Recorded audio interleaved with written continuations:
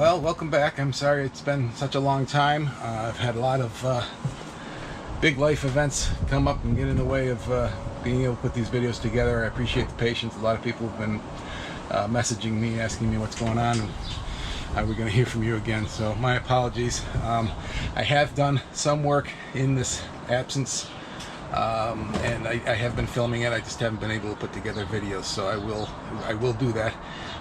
But for a quick recap of what I've done since posting last, here we go. One of the items I don't think I've made a video about yet is the transducer. And so this is the transducer under here. I had to put the special block on because the angle here is too much. It'd be shooting off too much of an angle. So this makes it so it shoots straight down. This is special made for this transducer. I'll show you the inside. And here's the inside of the transducer, so you can see it's straight up and down on the angled surface. So this is the back side of that block, that especially made for that particular transducer. I got the wires ready to go back to the instruments, and then the owner's guide I just taped right there for future reference. Now another item that I haven't shown the videos for yet is the through hulls. I've gone with the plastic through hulls. They're the special nylon reinforced plastic. So this is the cockpit drain, as is that. There's two cockpit drains. And then I've got the sink drain and the sink inlet for the galley right here. All right, this is the bottom of the cockpit, and these are the cockpit drains. A lot of people have been suggesting that I cross them, which I don't disagree with, except that now that I have, I don't know if it's, you can really see, let me flashlight here. Now I have all kinds of storage space up here because I took out the engine and the gas tank that was back there, the diesel tank. I want at least some access to it, and if I cross it off, I'm really limiting what I can do there.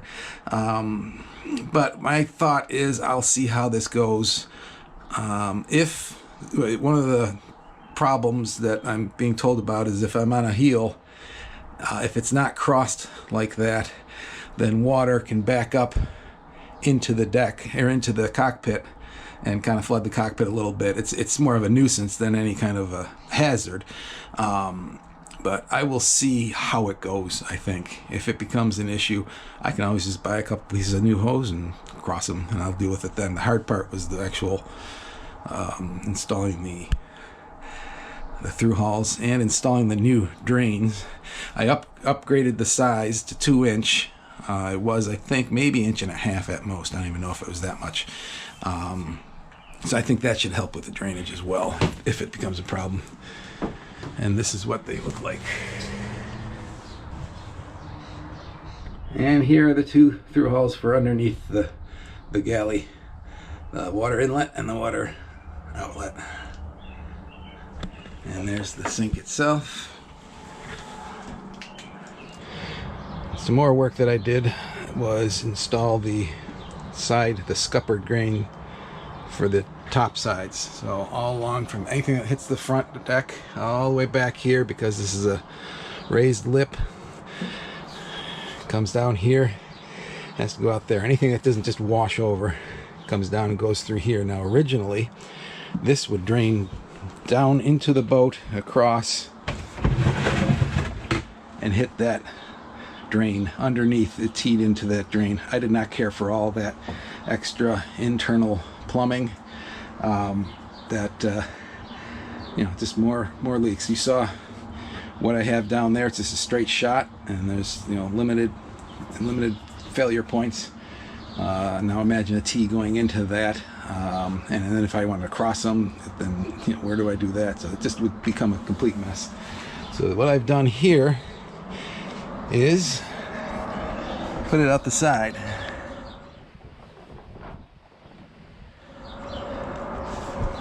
take a look at what that looks like inside.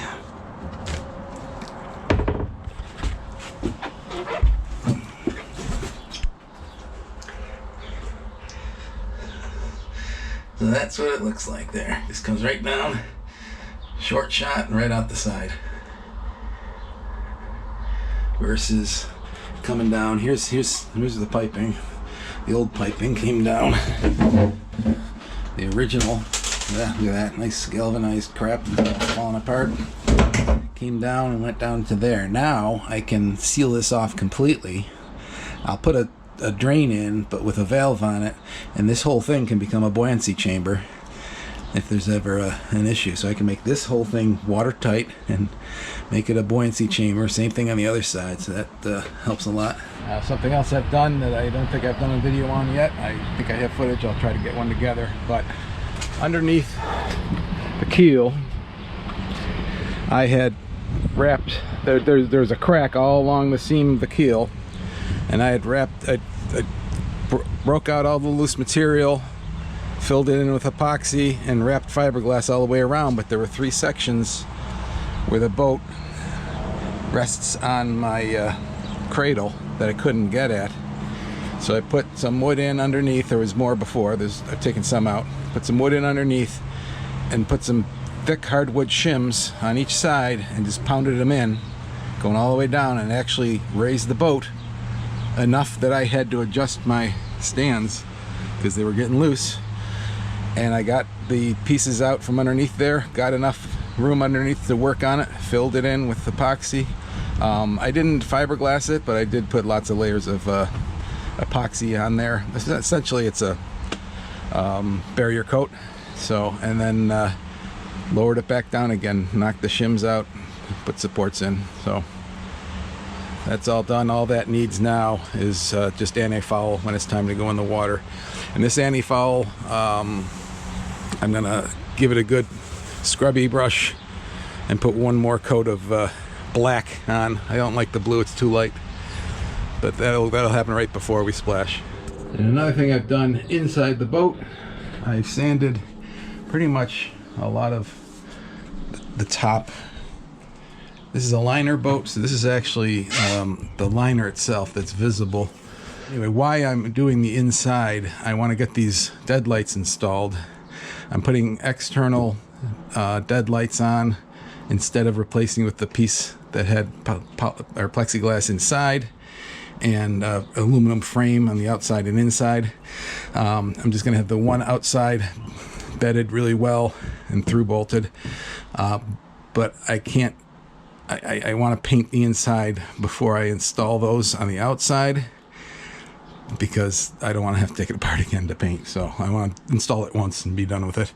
And I need to get that done in order to take this enclosure off because I want to paint the top sides this year. So I can't do that with this enclosure on it. So in order to take that enclosure off, I gotta get the deck and the cabin watertight. So I gotta put my windows on. So it's just backtracking everything. Before I can put the windows on, I gotta do the inside here. So this is ready to paint. I just gotta do a little bit of final sanding, maybe a little bit of fairing work. And where do I stop? Because it looks like it can just keep right on going. Another obstacle to the windows is I have these port lights, but they're just dead lights also. They don't open. It's just a piece of plexiglass with an aluminum frame around the outside and inside and through bolted. I would rather have opening port lights for here, and I did that across and then in the V-berth as well. But I haven't been able to locate any decent used ones, or at least I should say I haven't been able to locate 4 matching decent used ones. I found 3 of them down at Bacon Sales when I was at the Annapolis Boat Show last fall, but they didn't have a 4th that matched, so that was a little disappointing. All right, so you're caught up on some of that stuff. I'll try to get maybe some videos together with some footage on that, or